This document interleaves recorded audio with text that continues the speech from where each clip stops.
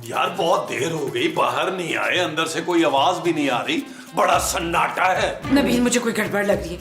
माँ जी उठे। यार महमूद साहब उठे यार, कौन सा सस्ता नशा करके सोए हैं।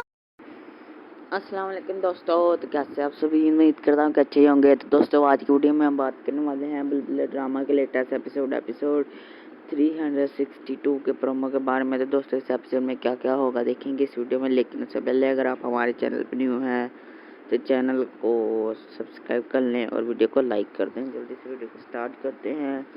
दोस्तों इस वीडियो में हम देखते हैं नबील और खूबसूरत बाहर बैठी होती है और 3 घंटे से इंतज़ार कर रहे होते हैं महमूद और मोमो का, लेकिन वो आते नहीं। तो जब वो कमरे में जाते हैं तो दोनों बेहोश पड़े होते हैं क्योंकि उन्होंने एक मुलाजिम रखा होता था।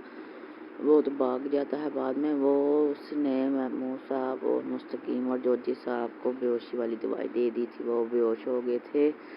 उसके बाद वो सारा उनका सामान लूट के भाग गया था, लेकिन नबील और खूबसूरत कहीं गए हुए थे इसलिए उनको पता नहीं चला। तो जब वो घर आए तो देखा तो दोनों बेहोश पड़े थे। वो फिर जब देखते हैं उनका सामान ख़त्म हो जाता है। तो इसके साथ एपिसोड ख़त्म हो जाता है। तो दोस्तों अल्लाह हाफिज़।